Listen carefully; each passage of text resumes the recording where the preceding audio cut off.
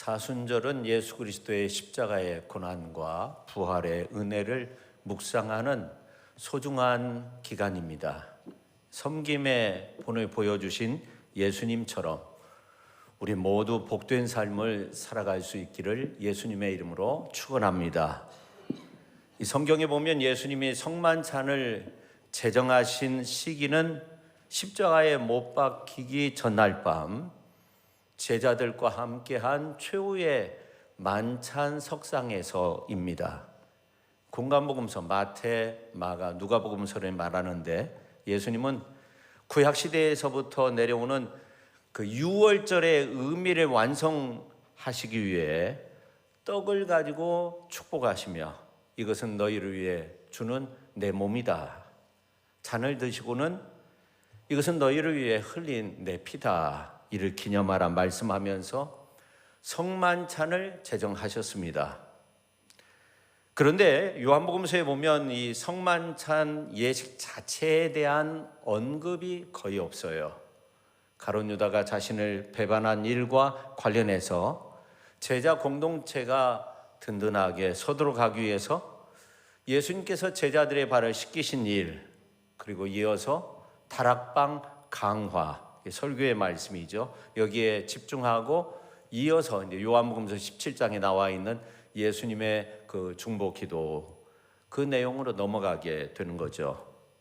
그러니까 예수님께서 잡히시기 전날 밤에 두 가지 예식을 행하신 거예요. 하나는 성만찬, 또 하나는 세족식입니다. 근데 성만찬은 공간복음서에는 나오는데 요한복음서에는 나오지 않아요. 요한복음서에는 뭐가 나와요? 세족식만 나오는 겁니다. 그런 의미에서 오늘 요한복음서의 말씀은 예수님께서 십자가에 돌아가시기 직전 섬김의 본을 보여주신 아주 소중한 말씀이 기록되어 있습니다. 예수님의 고난주가 목요일 저녁 겟세마네 동산에서 땀방울이 핏방울이 되도록 기도하기 직전에 몸으로 보여주신 아주 소중한 사건이죠. 그런데 우리는 이 성만찬에 대해서는 아주 중요하게 생각을 하는데 세족식에 대해서는 그렇게 중요하게 생각하지 않는 것 같아요. 사순절을 보내면서 예수님의 십자가의 고난은 묵상하는데 우리의 삶으로는 예수님의 모습을 전혀 보이지 않는 모습과 같은 거죠. 이렇게 저는 사순절을 보내는 우리의 삶이 예수님이 보여주신 삶을 살지 못하고 슬픈 비에 빠져 사는 것처럼 그렇게 지내는 것은 옳지 않다고 생각합니다. 중요한 것은 예수님이 십자가를 바로 앞에 두고 우리에게 본을 보여주신 그 삶을 우리가 사는 겁니다. 그래서 이 성만찬이 예수님이 십자가상에서 보여주신 그 고난의 모습을 상징한다고 하면 성만찬을 행하기 직전이죠. 오늘 이제 본문 말씀에 나오는 것처럼 최후의 만찬 자리에서 보여주신 이 세족식은 예수님이 십자가를 짊어지기 전에 우리에게 본을 보이신 섬김의 모습이 되는 겁니다. 그러므로 우리가 이 사순절을 보내며 어떤 일을 해야 되는가, 또 어떤 신앙의 자세를 가져야 되는가 굉장히 중요한데 주님이 십자가를 짊어지기 직전에 본을 보여주신 그 모습은 다 잊어버리고 그냥 슬픈 비에 빠져 있는 것처럼 그렇게 지내는 것은 주님이 기뻐하시는 모습이 아니라고 생각해요. 이 사순절이 주로 꽃이 피는 봄철과 시기가 같은데 봄은 오는데 가을 낙엽 떨어진 것처럼 그렇게 그런 삶을 연출하는 것은 결코 옳지 않다는 거예요. 우리는 주님의 은혜와 사랑 안에서 항상 기뻐하고 쉬지 말고 기도하고 또 범사에 감사하는 그런 삶의 모습을 지녀야 합니다. 우리는 오늘 요한복음서에 나오는 것과 같은 예수님이 마지막 만찬을 나누며 우리에게 보여주신 삶의 모습이 필요한 겁니다. 유대력으로 니산월 1월 14일, 즉 예수님이 십자가를 지기 전날 밤 주님이 떡과 잔을 가지고 이것을 기념하라, 성만찬만을 기억하지 그 전에 하신 일에 대해서는 무관심합니다. 다시 말해 떡과 잔을 들고 제정하신 성만찬만을 중요하게 생각하는 그런 경향이 있는 거죠. 근데 사실 우리 문화가 좀 그런 것 같아요. 우리가 명절을 보내면서 명절 스트레스로 인해서 상당히 힘든 그런 부분들이 있습니다. 저도 명절에 좀 힘들다 그런 생각을 하게 돼요. 근데 여성분들은 정말 식구들이 모여 밥을 먹는데 그 밥을 준비하기 위해서 얼마나 수고로운 과정을 거칩니까? 물론 요즘 같이 한다고 하지만 여성분들이 수고하는 거 정말 굉장히 크죠. 사실 친지들이 모여 밥을 먹는 시간은 얼마 되지 않은데 밥을 준비하기 위해서 시간을 보내고 또 밥을 먹고 난 후에 설거지 하는데 상당히 시간이 가죠. 그런데 우리 밥 문화는 전통적으로 밥을 먹고 끝나는 그런 문화가 아니에요. 밥을 다 먹었는데 누룽지 나오죠. 수정과 나오죠. 또 식혜 나오죠. 그때부터가 사실은 더욱더 중요한 것 같아요. 밥을 먹고 난 후가 중요해요. 그리고 그때 중요한 대화를 하게 돼요. 한국 문화는 식사만큼이나 식사가 끝난 후에 어떤 그 마무리, 여운이라고 하죠. 이런 것들을 굉장히 중요하게 생각합니다. 그러나 유대인들은 밥을 먹기 전이 중요해요. 오늘 이제 요한복음서에 나오는 이 사건도 마찬가지인데 예수님께서 밥을 먹기 전에 행함에 보여주신 그 사건이죠. 유대 문화는 식전의 거룩함 규율 속에서 이 음식이 과연 먹어도 되는 건가 이것을 구분합니다. 철저히 구분하고 그 다음에 빵을 먹기 전에 손을 씻고 하나님 앞에 감사의 기도를 올려드립니다. 사실은 식사 전에 준비 과정이 중요하다는 그런 말입니다. 오늘 이제 누가복음서에 있는 말씀도 그래요. 누가복음서 7장 36절 이하에 있는 말씀을 보면 예수님이 바리새인 시몬의 집에 초대되었을 때 일어난 사건을 통해서도 우리가 잘 알 수 있는데 바리새파 사람 가운데 시몬이라는 사람이 있었는데 예수님을 초대했어요. 집에 와서 함께 식사를 하자는 거예요. 그래서 예수님께서 식사 자리에 이제 기대고 이렇게 앉으신 거죠. 7장 37절에 있는 말씀을 보면 그 도시에 어떤 아주 죄인이 있었어요. 여성이었는데. 근데 바리새파 시몬의 집에 예수님께서 오셔서 기대고 앉으셨다는 이 소식을 듣고 향유가 담긴 고급 병을 가지고 온 거예요. 그녀는 예수님의 뒤쪽으로 가서 발이 이제 한쪽으로 이렇게 나오셨으니까 눈물로 예수님의 발을 적시는 거예요. 그리고 자기의 머리카락으로 예수님의 발을 닦아드리는 거예요. 그리고 다정하게 입 맞추고 향유를 또 발라드리는 겁니다. 이것을 보고 이 시몬이 초대한 시몬이 이분이 예언자라면 자기의 발을 건드린 이 여성이 어떤 사람인가 알 텐데 죄인인데 이런 생각을 해요. 그 사실을 예수님이 알아차리고 이 바리새파 사람한테 말을 하는데 시몬 내가 그대한테 말해줄 것이 있다. 돈놀이 하는 사람이 있는데 500데나리온 50데나리온을 가지고 돈놀이 했는데 갚을 길이 없어. 그래서 이제 둘 다 탕감해 주었는데 그 둘 가운데 누가 탕감해 준 그 사람을 더 사랑하겠느냐? 시몬이 대답해요. 제 생각에는요, 은혜를 더 많이 받은 사람입니다. 예수님이 시몬에게 말씀하십니다. 이 여자를 보고 있느냐? 내가 그대의 집에 들어왔을 때 그대는 발 씻을 물도 나에게 주지 않았다는 거예요. 그런데 이 여성은 눈물로 내 두 발을 적시고 머리카락으로 닦아주었습니다. 그들은 나에게 인사로 입맞춤도 하지 않았는데 이 여자는 내가 들어올 때 멈추지 않고 그때부터 내 두 발에 다정하게 입맞추었습니다. 그들은 나에게 올리브 기름도 발라주지 않았는데 이 여자는 향유까지 내 두 발에 발라주었습니다. 그런 까닭에 내가 그대에게 말합니다. 이 여자는 죄 용서함을 받았습니다. 그 많은 죄를 용서받았습니다. 그 여자가 사랑함이 많음이라. 많이 사랑한 것을 보면 안다는 거예요. 조금 용서받은 사람은 조금 사랑한다는 거예요. 그리고 예수님이 말씀하십니다. 그대의 죄가 용서받았소. 그러니까 사람들이 속으로 생각해요. 이 사람이 누구길래 죄 용서를 선언하느냐는 거예요. 그때 예수님이 이 여자한테 말씀하세요. 그대의 믿음이 그대를 용서하였소. 구원하였소. 이제 평안히 가십시오. 새 한글 성경으로 보면 그래요.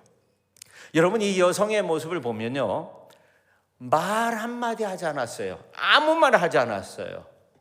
근데 용서받았죠.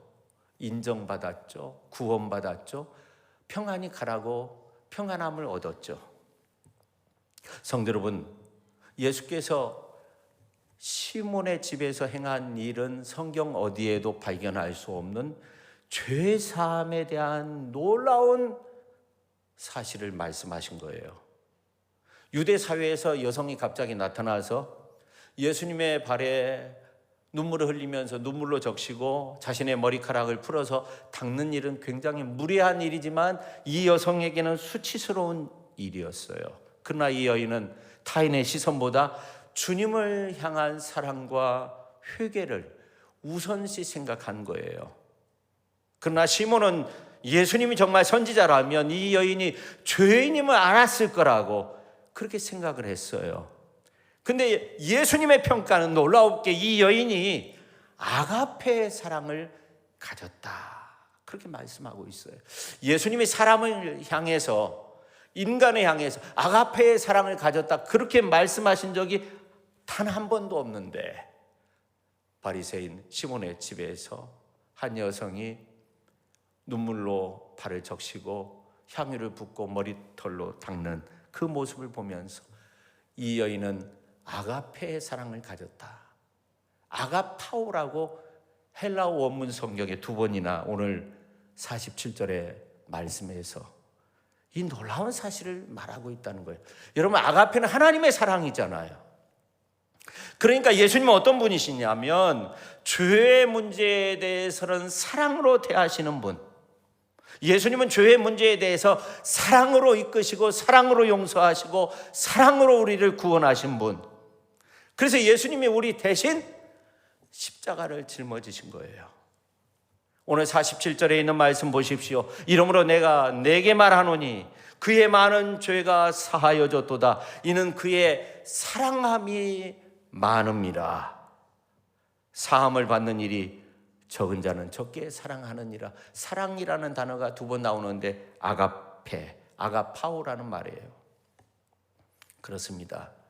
바리새인 시몬의 형식적 호의보다 큰 죄인의 그 눈물의 헌신, 이것이 하나님 보실 때는 참된 아가페이다, 역설적으로 보여주고 있는 거예요.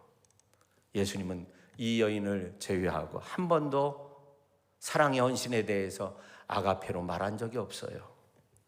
성도 여러분, 예수 십자가의 보혈의 공로로 죄와 허물이 씻음받은 우리는 어떻게 해야 됩니까? 하나님을 사랑해야 됩니다. 하나님을 예수님 사랑해야 돼요. 또 이웃을 사랑해야 돼요. 오늘 이제 본문 말씀에서도 예수님이 눈물이나 향유는 아니지만 사랑으로서 제자들의 발을 씻겨주고 있어요. 예수님의 사랑은 하나님의 사랑이잖아요. 아가페의 사랑입니다. 그리고 발을 닦아주세요. 평상시에 식사 전에 하지 않았던 세족식을 보여주면서 우리에게 아주 귀한 행함의 본을 보여주고 있습니다. 저는 이렇게 생각합니다. 마지막 성만찬 석상에서 강조된 것이 세족식에 있다는 거예요. 우리가 사순절을 보내며 우리가 해야 할 신앙생활의 헌장이 세족식에서 보여주신 그 섬김에 있다는 거예요. 공간복음서에서는 성만찬을 강조하고 있지만 요한복음서에는 성만찬에 대한 말씀은 거의 나와 있지 않고 세족식에 대한 그런 말씀만 강조되어 나옵니다. 그런데 이 성만찬은 바울에 의해서 강조되었고 초대교회 때부터 이제 세례와 연관돼 가지고 세족식은 많이 행하여지지 않았지만 성만찬은 많이 행했어요. 그리고 이 세족식은 섬김과 겸손을 강조하는 그런 행위입니다. 그래서 그 당시에 이제 샌들 문화였기 때문에 지금은 좀 그런 문화가 아니기 때문에 좀 어색하고 불편한 것이 사실 많이 있어서 세족식을 거의 하지 않죠. 그러나 오늘 본문 14절, 15절 말씀을 보면 이렇게 말씀하고 있어요. 우리가 같이 한번 읽어볼까요? 내가 주부와 또는 선생이 되어 너희 발을 씻었으니 너희도 서로 발을 씻어주는 것이 옳으니라. 내가 너희에게 행한 것 같이 너희도 행하게 하려 하여 본을 보였노라. 그러므로 우리는 본을 보이신 예수님의 모습을 따라가며 그 의미를 또 잘 발견하고 그 뜻을 행할 수 있어야 하는 겁니다. 오늘 이제 3절에 보면 하나님 아버지께서 예수님께 모든 권한을 다 넘기셨다고 말씀하고 있어요. 모든 것을 맡기셨다는 것은 모든 권세를 다 주셨다는 거예요. 그런 예수님이세요. 그런 예수님이 첫 번째 겉옷을 벗었다 하는 겁니다. 겉옷을 벗었다는 것은 속옷만 입었다는 거예요. 그 당시에 노예의 모습이에요. 노예는 겉옷을 입을 수가 없어요. 거추장스러우니까 우리 찬양대 이 가운처럼 이렇게 너울거리기 때문에 일을 할 수가 없어요. 그래서 아주 간단한 그런 속옷 비슷한 그런 것을 입고 노예들은 열심히 일한 거죠. 근데 예수님이 제자들의 발을 씻기기 전에 겉옷을 벗었어요. 그 다음에 두 번째, 무릎을 꿇고 머리를 숙였습니다. 12제자의 발을 씻기기 위해서 무릎을 꿇어야 되죠. 머리를 숙여야 되는 거죠. 여러분, 세상에는 나보다 잘난 사람 앞에서 무릎을 꿇죠. 저 사람 별거 없는데 절대로 머리를 숙이려고 하지 않아요. 근데 교만한 사람들은요, 윗사람 아랫사람도 없어요. 그런 모습 보이지 않아요. 근데 정말 그 사람을 사랑하면요, 머리를 숙이게 되는 거예요. 사랑의 마음이 없다면 그런 일이 없는 거예요. 하나님이신 예수님이 제자들을 사랑하지 않았다면 피조물 앞에서, 제자들 앞에서 절대 머리를 숙이지 않죠. 무릎을 꿇지 않았을 거예요. 겉옷을 벗었던 예수님은 무릎을 꿇고 제자들의 발을 씻겨주신 겁니다. 사람들은요, 사랑 앞에서 겸손해진다고 합니다. 부모님의 사랑 앞에서 아무리 행실이 나쁜 아이라도 무릎을 꿇게 되는 거예요. 아무리 나쁜 사람도 사랑 앞에서는 전부 다 거꾸러지는 거예요. 사랑을 이길 힘이 없다는 거죠. 결혼한 지 얼마 되지 않은 부부가 왜 싸웁니까? 사랑이 식었다기보다는 사랑의 방법을 모른다는 거죠. 사랑하면 겸손해야 된다는 거죠. 벼가 익으면 머리를 숙이는 것과 같은 거죠. 서로가 너와 나는 동등한 존재야, 그렇게 주장하면 사랑의 열매를 맺을 수 없는 거예요. 먼저 무릎을 꿇는 자가 사랑의 승리자가 되는 겁니다. 예수님이 그렇게 위대한 사랑을 줄 수 있었던 이유도, 예수님의 제자들 앞에서 무릎을 꿇고 제자들의 발을 씻을 수 있었던 이유도 바로 제자들을 사랑하였기 때문에 그런 거죠. 사랑의 마음이 있었기 때문에. 여러분, 서로의 자존심을 내세우기 시작하면 사랑의 열매는 있을 수 없는 거예요. 그래서 예수님처럼 나 자신을 내려놓고 무릎 꿇는 종과 같이 사랑하며 섬기는 그런 복된 삶을 우리가 살아야 될 줄로 믿습니다. 그 다음에 세 번째, 수건을 가져다가 허리에 두르시고 발을 씻어주셨어요. 수건을 가져다가 그렇게 표현하고 있어요. 여러분, 예수님은 수건을 허리에 두르셨어요. 이건 무엇을 의미해요? 뭔가 준비되어 있다 하는 거예요. 주인이 명령을 내리면 그대로 하겠다는 거예요. 여종이 주인의 손가락 끝을 바라보는 것처럼 그렇게 준비된 가운데 있다는 겁니다. 허리에 둘렀다는 것은 너무나도 겸손한 모습이에요. 여기서 수건이라고 하는 것은 어깨까지 두르는 굉장히 큰 수건을 말하는데, 그거를 허리에 둘렀다는 것은 굉장한 겸손을 표현하고 있는 겁니다. 위대한 창조주이심에도 불구하고 제자들 앞에서 겉옷을 벗고 무릎을 꿇고 게다가 수건을 가져다가 두르고 제자들의 발까지 씻겨주고 있는 거죠. 이건 스승의 위대한 사랑의 모습입니다. 근데 예수님은 수건만 두르고 끝났습니까? 예수님은 거짓 입맞춤을 당하기도 하고 또 그런 것들을 넉넉하게 받아들여요. 총독 빌라도 앞에서 신문을 받으시기도 하고 로마 병정들의 희롱을 당하시고 침뱉음을 당하시고 괴수 바라바가 아닌 예수님은 십자가에 못 박으라고 외치는 아우성치는 백성들의 그 소리를 다 듣습니다. 네가 하나님의 아들이라면 십자가에서 당장 내려오라고 그렇게 소리칠 때 그 소리도 다 들었어요. 뿐만 아니라 엘리 엘리 나마 사막다니 나의 하나님 어찌하여 나를 버리셨나이까. 울부짖었지만 하나님은 묵묵부답으로 일관하실 때 그 고통을 다 참으셨어요. 다 이뤘다 말씀하셨어요. 그러한 예수님의 모습을 사도 바울은 이렇게 말합니다. 그는 근본 하나님의 본체시나 하나님과 동등됨을 취할 것으로 여기지 아니하시고 오히려 자기를 비워 종의 형체를 가지사 사람들과 같이 되셨고 사람의 모양으로 나타나사 자기를 낮추시고 죽기까지 복종하셨으니 십자가에 죽으심이라. 가장 높으신 분이 가장 낮은 모습으로 이 땅에 오셨고 가장 낮은 자리에서 제자들을 섬겨주셨어요. 우리를 섬겨주셨어요. 진정한 사랑은 모든 것들을 다 내어주는 거죠. 예수님은 십자가상에서 물 한 방울, 피 한 방울 다 내어주셨어요. 우리는 그러한 주님의 사랑의 모습을 보고 이렇게 말할 수밖에 없어요. 사랑함이 많음이라 하는 거죠. 오늘 이제 본문에 보면 예수님이 십자가를 짊어지기 전 자신을 배반할 제자들 다 알았어요. 근데 겉옷을 벗고 허리에 수건을 두르고 제자들의 발을 씻겼습니다. 그렇게 하는 것도 이해가 안 되는데 제자들의 손을 씻어준 것도 아니고 발을 씻어주었어요.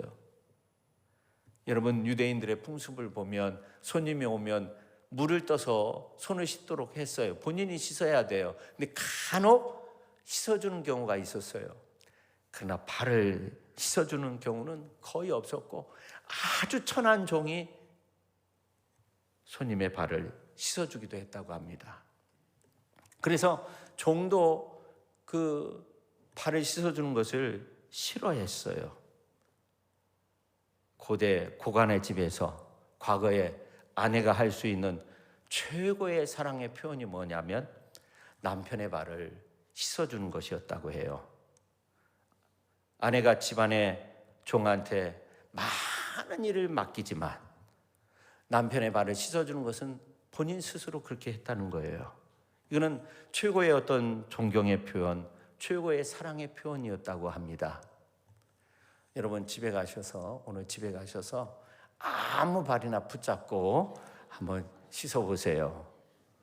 정 안 돼요. 그럼 어떻게 해요? 내 발이라도 붙잡고 씻어주면서 야, 너 정말 수고했다. 한번 말해보세요. 저는 저희 어머니 발을 이렇게 씻겨드리면서 참 고생한 그 발의 모습, 발톱이 이렇게 막 고부러지고 이 발가락이 휘어져 있는 모습을 보면서 그 눈물이 났던 그 기억이 나요. 성경에 스승에게 이런 존경의 어떤 표현이 나오는데 엘리사가 엘리야의 손에 물을 붓는 사람이었다고 열왕기하 3장 11절 하반절에 나와 있어요. 엘리야의 손에 물을 붓던 엘리사가 제자로서 스승에게 최고의 표현을 하고 있는 거예요. 스승인 예수님이 제자들의 발을 씻기고 있어요. 이건 정반대이죠. 우리 사회 속에서 발견하기 어려운 그런 일을 한 거예요. 제자의 발을 씻는데 한 사람이 아니라 12명 배반할 제자의 발까지 씻어드린 거였죠. 우리는 누군가의 어떤 누추함, 부족함을 발견하면 그때 우리 속에서 막 의욕이 불타올라야 되는데, 내가 저 사람 씻어줘야지, 내가 저 사람 허물 덮어줘야지, 이것이 내 사명이고 그것을 위해 나는 모든 것을 할 수 있다, 그렇게 결단할 수 있을 때 하나님의 나라가 앞당겨질 수 있는 거죠. 오늘 이제 본문을 자세히 보면 예수님께서 가룟 유다의 발까지 씻어주었어요. 나중에는 베드로의 발까지 씻어주잖아요. 여러분, 지금 시점이 중요한데, 성만찬 석상, 마지막 만찬, 마지막 식사 자리잖아요. 그러면 이제 어떻게 돼요? 가룟 유다가 만찬 석상을 떠나서 경비병 또 로마 병정들한테 가서 스승 예수를 잡기 위해 칼과 몽치를 들고 쫓아오는 거예요. 제자들은 뿔뿔이 흩어지는 거예요. 베드로는 다 굴기 전에 3번이나 예수님 부인하고 나중에 저주까지 하는 그런 상황 다 하셨어요. 그러나 베드로의 발, 가룟 유다의 발까지 씻겨주셨어요.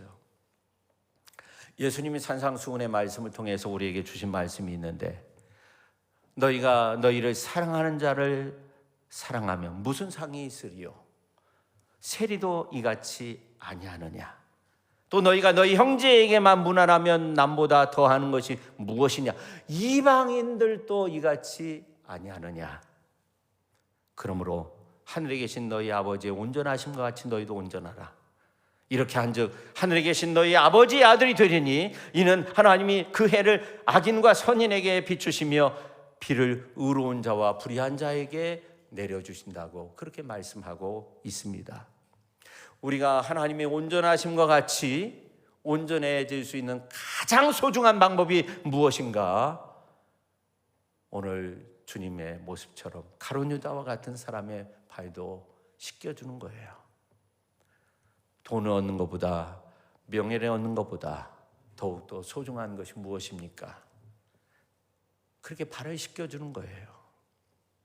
우리가 상대방의 얼굴을 씻겨줄 수 있고 손을 씻겨줄 수 있고, 그런데 상대방의 인격의 수위가 발바닥까지 이르면 나도 모르게 움찔해야 돼요. 내 손이 막 그럴 때가 있어요. 그러나 예수님은 그럼에도 불구하고 가룟 유다의 발을 다 씻어주었어요. 여러분, 세상의 가치관이 썩어 문드러져 있을 때 우리는 세상에 순응하는 삶이 아니라 예수님의 사랑으로 세상을 변화시킬 수 있어야 하는 겁니다. 그것이 우리의 소망이 되어야 합니다. 그 다음에 4번째, 허리에 두르신 수건으로 그 씻기신 발을 닦기 시작했다 하는 겁니다. 그러다가 베드로 앞에 이르게 되었어요. 베드로가 말합니다. 주여, 주께서 내 발을 씻으시나이까? 이 말은 말도 안 됩니다. 세상에 그런 법이 어디 있습니까? 주님이 어떻게 저의 발을 씻으십니까? 제자의 발을 어떻게 씻으십니까? 안 됩니다. 그때 예수님이 말합니다. 7절 말씀을 보면, 내가 하는 것을 지금은 알지 못하나 나중에는 알리라. 너의 말을 내가 이해한다. 이게 예의 범절에서 벗어난다고 생각하는 것도 이해한다. 그러나 내가 세상의 가치관에서 바라보기 때문이다 하는 거예요. 너가 나처럼 한번 해봐라. 너도 내 마음을 이해하게 될 거다. 시간이 흐르면 깨닫게 되는 그 날이 올 거다. 그렇게 말씀하고 있는 거예요.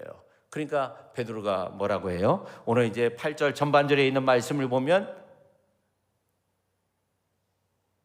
절대로 내 발을 씻지 못한다는 거예요.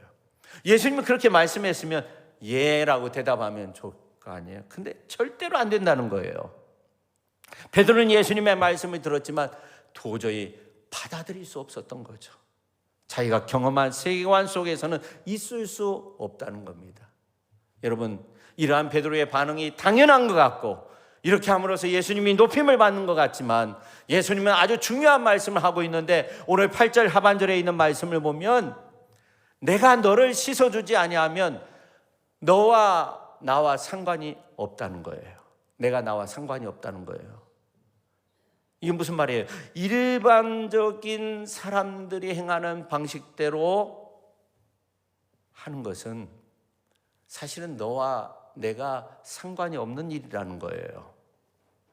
우리가 세상 사람들과 동일한 수준의 관계를 가지면서 살 수 있어요.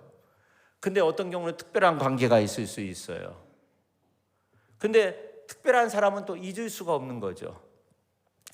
그런 사람들이 어떤 사람들이냐면 다른 사람들, 세상에서 하는 방법대로 그대로 하는 사람은 다 잊게 되는 거예요.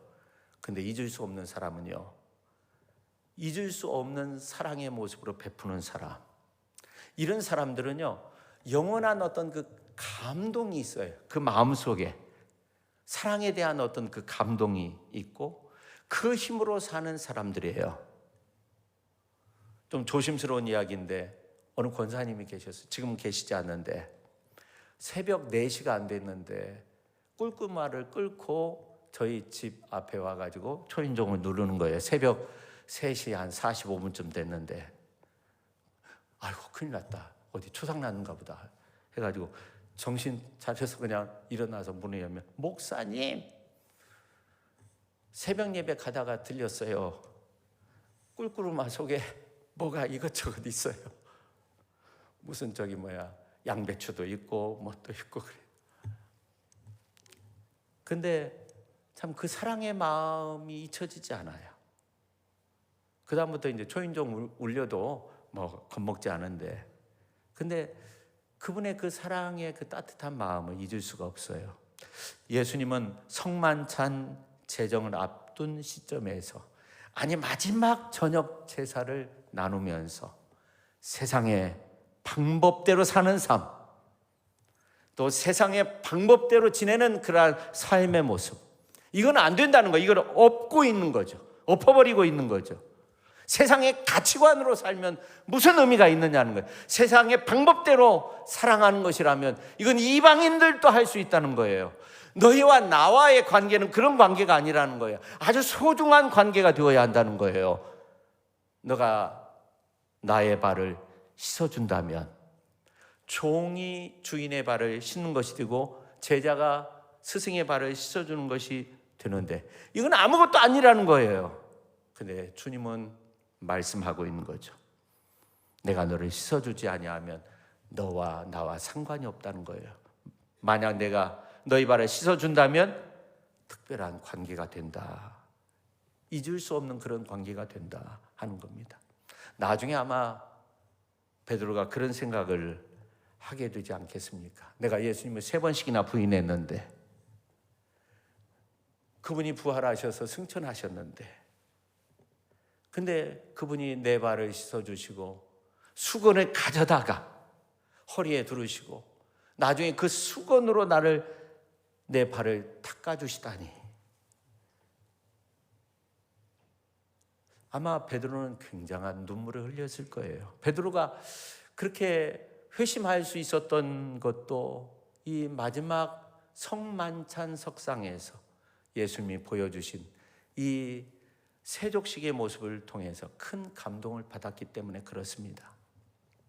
베드로가 말합니다. 주여, 내 발뿐 아니라 손과 머리도 씻어주옵소서. 여러분 목욕탕에 가보셨어요? 목욕탕에 가면 때를 미는 분이 있는데 저는 아직까지 제 몸을 맡긴 적은 없습니다. 근데 이 발바닥 때는요 거들떠 보지 않는다고 해요. 그냥 미지근한 물로 확 뿌린다고 하잖아요. 성도 여러분, 세상의 방법대로, 세상이 사는 방법대로 우리들이 살면 세상은요 비참해질 거예요. 크리스찬도 세상이 하는 대로 똑같이 하면 비참해질 거예요. 여러분 AI 방식으로 살면 세상이 너무너무 건조해질 거예요. 강대국이 약소국에게 하는 대로 그렇게 살면 세상은요 정말 비참해질 거예요. 그러나 인도의 캘커타의 어느 그 골목에서 시체 같은 사람들을 이렇게 씻어주었던 한 여성이 있으므로 그가 마더라는 칭호를 받죠. 마더 테레사가 되잖아요. 1973년 다미에는 몰로카이 섬에 들어가요. 거기에는 나병 환자들이 수용되어 있는 곳이었는데 그들의 상처를 싸매줄 때 그는 세상에서 가장 위대한 사람이 되었어요. 이 세상은요, 멍이들 대로 멍들어 있어요. 아무도 세상을 치유해 줄 사람이 없어요. 이러한 때 여러분은 하나님 주신 사랑, 은혜를 가지고 세상을 섬기고, 이 세상은 주님의 사랑을 알고 상처 입은 곳이 치유를 얻는 소망의 역사가 일어나도록 여러분이 그 일을 감당해야 되지 않겠습니까? 이제 여러분은 예수님처럼 주인이지만 종처럼 섬기는 자로서 여러분의 가정에서부터 변화된 모습을 한번 보여주십시오. 세상에서 상처 입은 영혼들이 교회 안에서라도 치유함을 얻도록 세상의 방식과는 정말 다르게 다른 방식으로 섬겨줄 수 있는 그러한 삶을 사십시오. 여러분의 일터에서도 그렇게 감당하십시오. 나와는 아무런 상관이 없는 사람들이야, 그렇게 생각하지 마시고 그렇게 우리 예수님처럼 섬김의 모습을 보여주십시오. 그래서 정말 감동이 넘치는 세상, 영원히 여러분이 잊지 못하는 그런 세상을 만들어갈 수 있기를 예수님의 이름으로 축원합니다. 우리 교회가 교회 창립일을 앞둔 시점에서 성도된 우리 한 사람 한 사람이 잊지 말아야 할 단어가 뭘까? 잊지 말아야 할 문장이 뭘까? 오늘 말씀의 제목이에요. 사랑함이 많음이라. 사랑이 많은 모든 성도로 우뚝 설 수 있기를 예수님의 이름으로 축원합니다. 기도하겠습니다. 하나님 아버지, 사랑함이 많음이라. 주님은 한 여성을 향해서 아가페의 사랑이 많다, 인간을 향해서 그런 놀라운 말씀을 하셨습니다. 2번씩이나 그런 말씀을 하셨는데, 주님, 우리가 이 땅 가운데 살면서 그렇게 주님의 큰 사랑을 받은 자로서 큰 사랑의 마음을 품고 아가페의 사랑으로서 세상을 변화시킬 수 있는 위대한 하나님의 사람들이 다 되게 하여 주시옵소서. 예수님의 이름으로 기도하옵나이다. 아멘.